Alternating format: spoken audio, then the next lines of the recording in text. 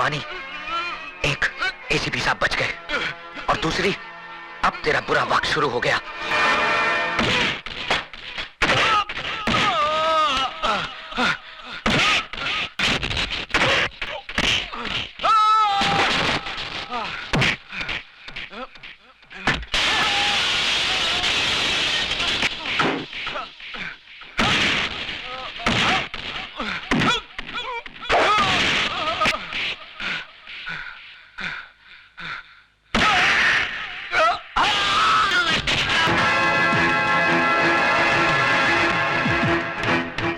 बक्से में इतने रुपए शिवचरण साहब कि आप जिस थाने में काम करते हैं उसके सामने आप 50 माले की बिल्डिंग खड़ी कर सकते हैं, जिसकी छत से आपका पुलिस स्टेशन माचिस की डिबिया नजर आएगा।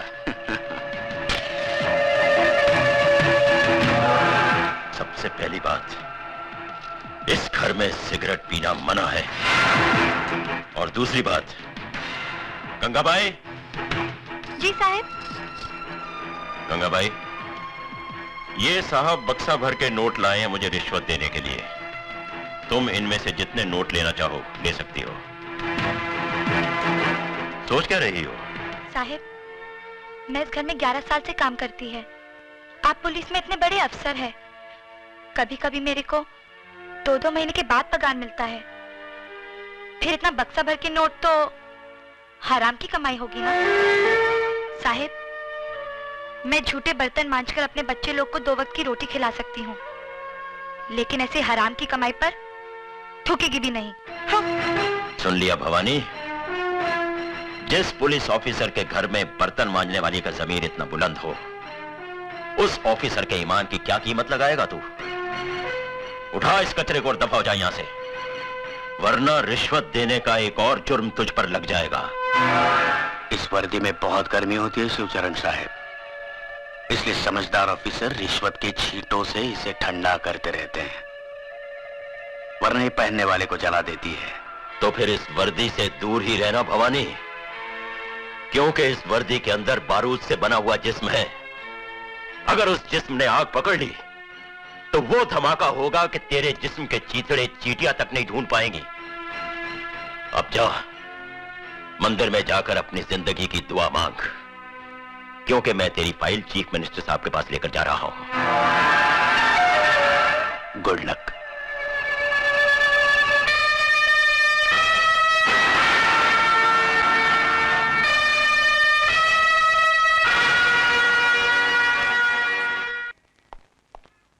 Good morning sir.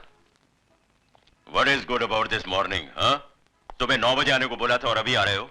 सर वो क्या हुआ कि देखो, जिंदगी में थोड़ा सीरियस होना सीखो। मैं जल्दी में हूं, सुमित्रा से जाके मिलो, वो तुम्हें सब कुछ समझा देगी। Okay sir.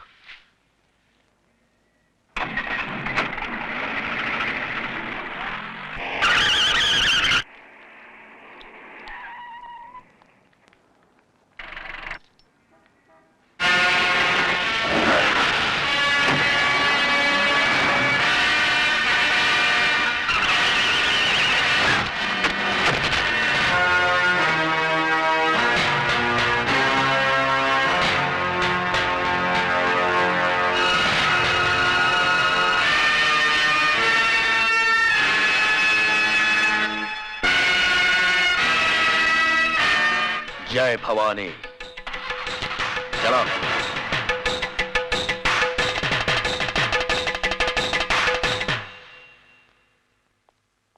डॉक्टर साहब, कैसे हैं वो? बस समझ लीजिए कि मौत के मुंह से वापस आ गए, लेकिन अभी उनकी हालत नाजुक है। खतरे की कोई बात नहीं है। हेलो भवानी साहब, आपके लिए एक बुरी खबर है। एसीपी शिवचरण बच गया। कौन सर? नहीं बटुकलाल, तुझे एसीपी की खैरियत पूछने अस्पताल जाना है।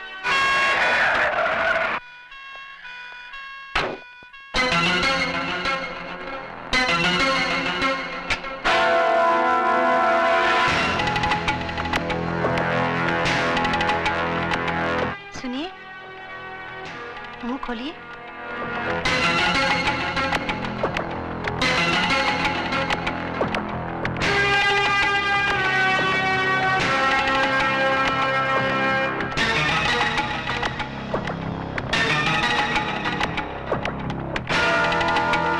सुमित्रा, तुम्हारे नसीब में मेरे साथ दुख झेलने के कुछ दिन और लिखे हुए हैं। छी, ऐसी अशुभ बातें मत कीजिए।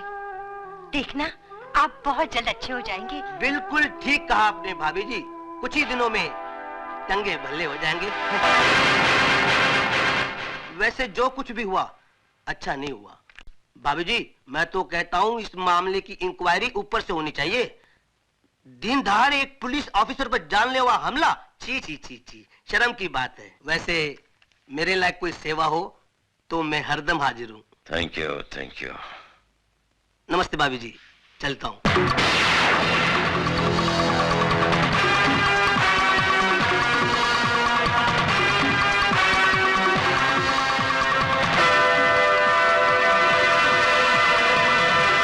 Morning sir. आओ अजय। सर, मैंने अभी अभी भवानी के पीए को जाते हुए देखा। वो यहाँ आया था? हाँ, देखने आया था कि मैं जिंदा हूँ कि मर गया। इसका मतलब आप जानते थे कि आपको मारने में इन लोगों की साजिश थी? और कौन हो सकता है? तो फिर आपने इन लोगों को गिरफ्तार क्यों नहीं किया? क्या फायदा? वो अदालत में साबित कर देते कि इस हादसे में उनका कोई हाथ नहीं है। उनके खिलाफ कोई गवाही भी नहीं देगा, और फिर हमारे पास कोई सबूत भी तो नहीं है।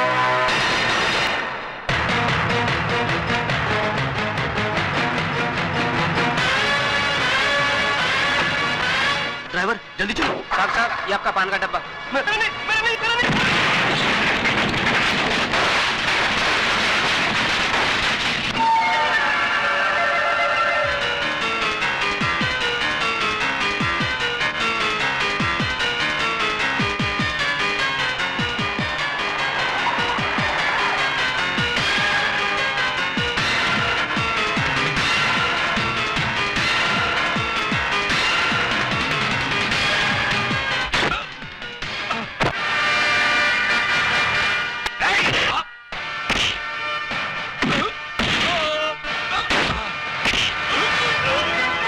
तेरे लिए दो बुरी खबरें हैं भवानी। एक, एसीपी साहब बच गए, और दूसरी, अब तेरा बुरा वक्त शुरू हो गया।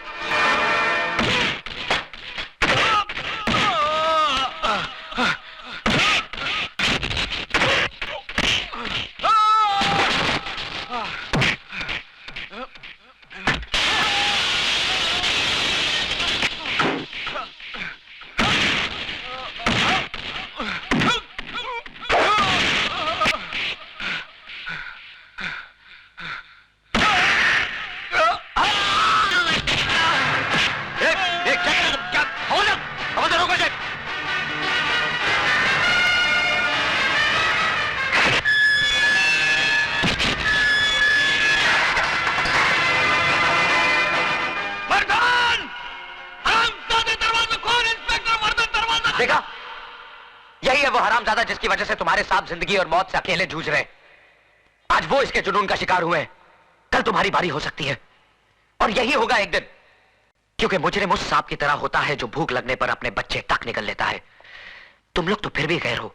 पाप की उम्र बहुत लंबी होती है साहब, लेकिन पापी की उम्र बहुत छोटी। मैंने ज्यादा किताबें तो नहीं पढ़ी साहब, लेकिन जिंदगी ने इतना जरूर सिखा दिया है कि हराम की अय्याशी से इज्जत का फाका कहीं बेहतर है। इस वर्दी की आबरू और नीलाम मत करो साहब।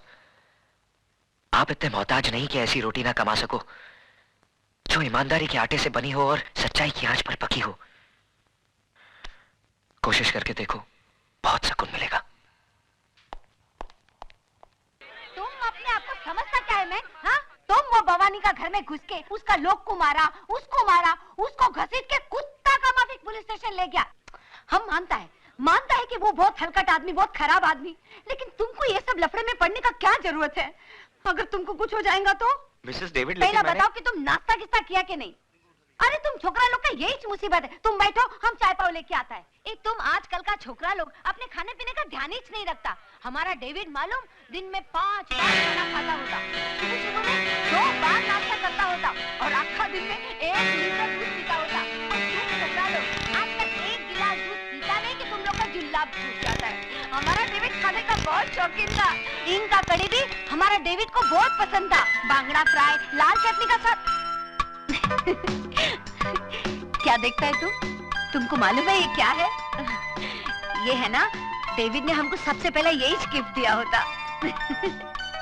चाहिए। अच्छा, आज हम तुमको एक बात बताएंगे कि हमारा और डेविड का रोमांस कैसा हुआ। क्या हुआ ना, हम सर्विस करता होता तो जिस बस स्टॉप से हम सर्विस का लिए बस पकड़ता होता, उसका बिल्कुल ऑपोजिट में डेविड का बेकरी था। वो उधर से रोज अपन को देखता, अपन को लाइन मारता, वैसे अपन को भी अच्छा तो लगता था वो। लेकिन अपन काय को बोलेंगे, पहले उसको आना मांगता है कि नहीं, है ना, है कि नहीं? उसके बाद में क्या हुआ मालूम, एक दिन सुबह सुबह हम खड़ा था तो हमारे आजू बाजू में कोई भी नहीं था, हम अकेला था। उसने भी उधर से देखा और चांस मारा, उधर से उठा और उठ के हमारे बाजू में खड़ा हो गया। हमारा बाजू में खड़ा हो गया, हमारा भी दिल धक धक धक करने को लगा। अरे मैन, उसके बाद उसने ना ये गिफ्ट हमारा हाथ में दिया और हमको बोला तुम्हारा वास्ते, ऐसा बोल के भाग गया। अरे सीधा भाग गया, हम चिल्लाए ए मैन ए मैन। उसने आगे देखा ना, पीछू भाग गया। उसके बाद ना हम घर पहुंचा, घर पहुंच के हमने ये गिफ्ट देखा, हमको बहुत क्यूट लगा। और ये देखो इसका पीछे में क्या लिखा है, आई लव यू। अच्छा आइडिया है ना पटाने का। अगर लाइफ में तुम्हारे को भी किसी से रोमांस हो जाएगा और तुम्हारा बोलने का हिम्मत नहीं होगा ना, तो हमारा डेविड का आइडिया वापरना बेस्ट है। फटाक से रोमांस और झटाक से शादी हो जाएगा।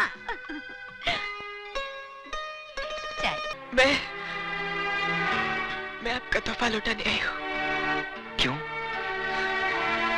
क्या इतना हक है कि इस इनकार की वजह पूछ सकता हूँ?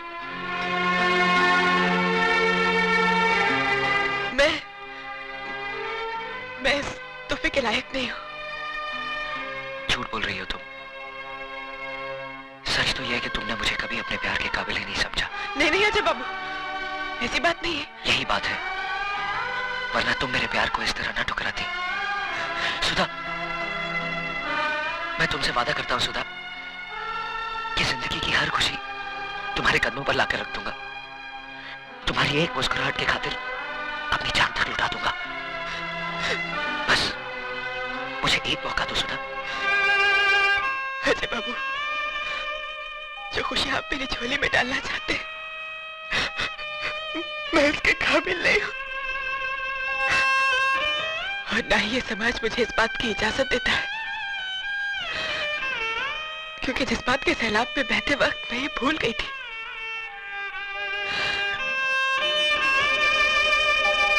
कि मैं एक विधवा हूँ।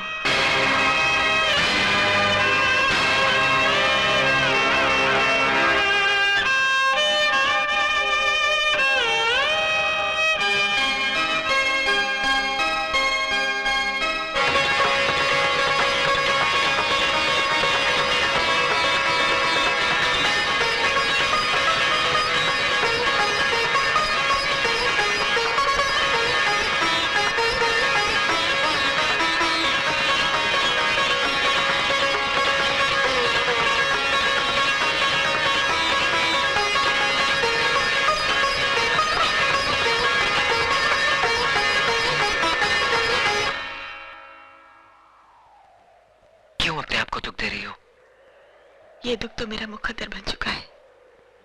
अगर तुम मेरा साथ दो तो मुकद्दर बदल भी सकता है। लाशों के मुकद्दर नहीं बदला करते अजय बाबू। तुम लाश नहीं हो सुधा, एक जीती जागती लड़की हो, जिसके सीने में दिल भी है, जज्बात भी और